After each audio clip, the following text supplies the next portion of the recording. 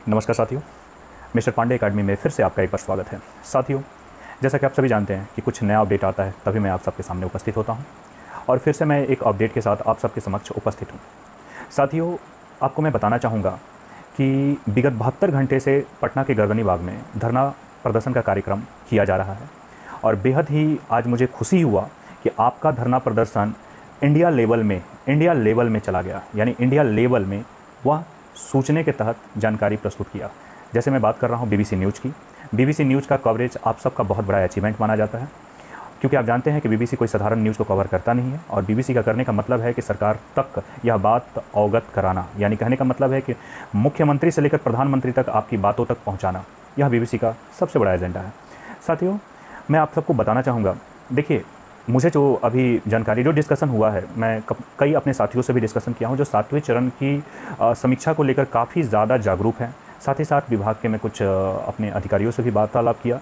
मैं जानने का प्रयास किया कि आखिर माजरा क्या है, मैटर क्या है कि मंत्री और वर्सेस अभ्यर्थी, ये मैटर क्या है, आखिर ये क्या चल रहा है, आखिर मंत्री जी क्यों बार बार आश्वासन देकर पीछे हट जा रहे हैं। उनका आश्वासन ख़त्म ही नहीं होता है, उनका आश्वासन कभी ख़त्म ही नहीं होता है। आज देंगे, ठीक, अक्टूबर, कल होगा नवंबर, दिसंबर, जनवरी, फरवरी, कहीं ये माजरा इलेक्शन तो नहीं है।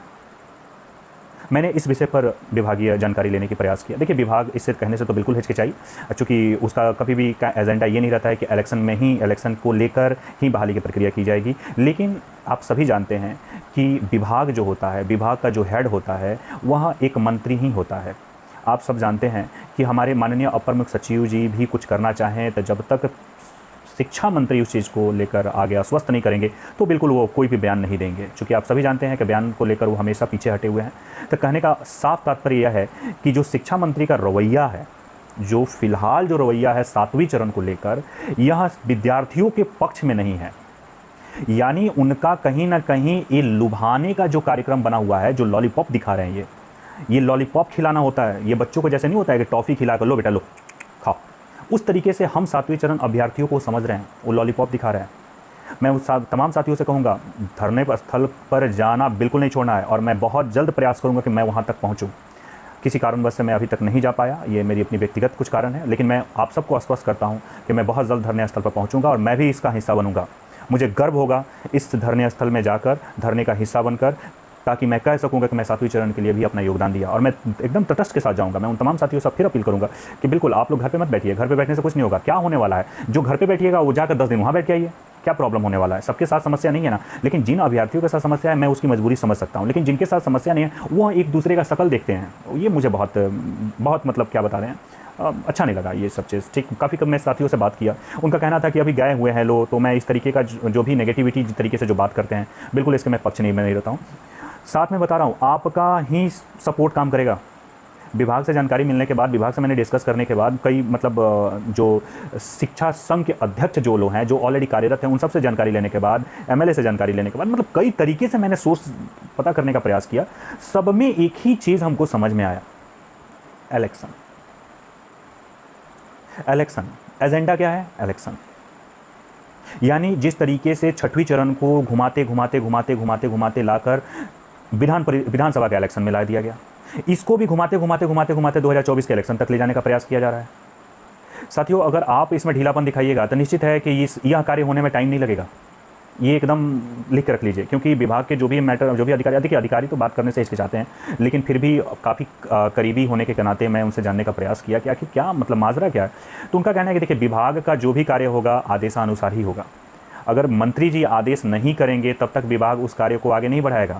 रही बात कि आपके धरने स्थल को स्थगित कराने के लिए जाहिर सी बात है कुछ ना कुछ एजेंडा ज़रूर इसके विषय में सोचा गया है, जो अभी हम खुल के बता नहीं सकते हैं। तो मैंने भी उन्हें प्रेशर नहीं दिया, क्योंकि आप जानते हैं कि किसी भी बड़ी अधिकारी से बात प्रेशर देकर नहीं कराया जा सकता है, ना किया जा सकता है। उनका सिर्फ इतना ही कहना था कि हाँ, कुछ आप लोग के लिए अपडेट होगा, कुछ अपडेट चल रहा है, अपडेट होगा। और उन्होंने रोस्टर क्लियरेंस को लेकर ये बताया कि जितने भी, जैसे मैंने पिछले वीडियो में आपको बताया था कि रोस्टर क्लियरेंस को लेकर बातचीत चल रही है, ये खुशी की बात थी हम सब के लिए। तो ये बात श्योर था। जैसा कि आप सभी देख सकते हैं, मुंगेर जिला से इसकी पहली शुरुआत हो चुकी है। तो हर एक जिला से, यानी 38 जिले से यह कार्यक्रम बहुत जल्द शुरू होने वाला है।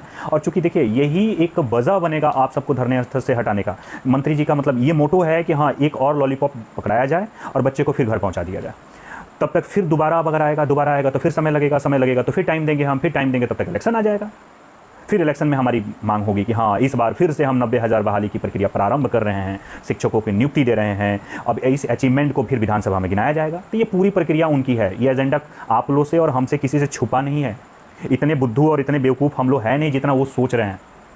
हम लोग भी पढ़े लिखे हैं, हमें भी पढ़ाना आता है। जिस तरीके से वो हमें पढ़ा रहे हैं उसी तरीके से कहीं ना कहीं हम भी पढ़ा रहे हैं, हम भी किसी न किसी बच्चे को शिक्षा दे रहे हैं। तो हमें पता है कि आप किस तरीके से हमें लॉलीपॉप दिखा रहे हैं और किस तरीके से आप दिखा रहे हैं और किस तरीके से हमें लेना है और किस तरीके से नहीं लेना है, ये सब हमको पता है।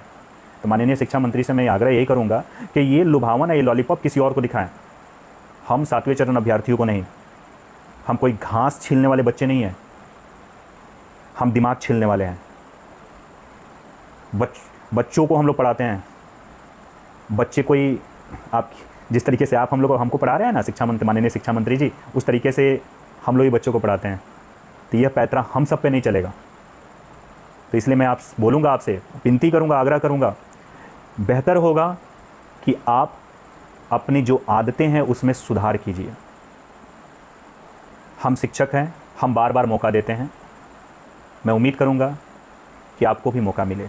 बिल्कुल हम लोग देने के लिए तात्पर्य भी हैं, लेकिन इसका मतलब ये नहीं है कि आज इसके लॉलीपॉप दिखाकर और फिर हमें आप भेज दीजिए घर पे। ये नहीं हो सकता, ये बिल्कुल नहीं बर्दाश्त नहीं किया जा सकता। मैं तमाम साथियों से फिर से अपील करूंगा कि बिल्कुल नहीं, ये बर्दाश्त योग्य नहीं है। और आप अगर बर्दाश्त करने के मूड में हैं तो मैं समझूंगा कि आपका खून नहीं पानी है।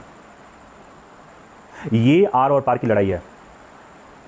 आपका 7वां चरण बलि चढ़ जाएगा, स्पष्ट बात है। विभाग से जानकारी ले लिया हूं मैं, विभाग स्पष्ट है इसमें रुख पर कि मंत्री जी जब आदेश करेंगे तो हम लोग आगे कार्य करेंगे। तो मंत्री जी से आदेश दिलवाओ, हम लोग काम करने के लिए रेडी हैं। हम कहाँ रुके हुए हैं? अब मंत्री जी आदेश देंगे तभी ना। हमने 7वें चरण के लिए नियमावली में कुछ संशोधन किया है, उसकी फाइल इतने में दबी हुई है।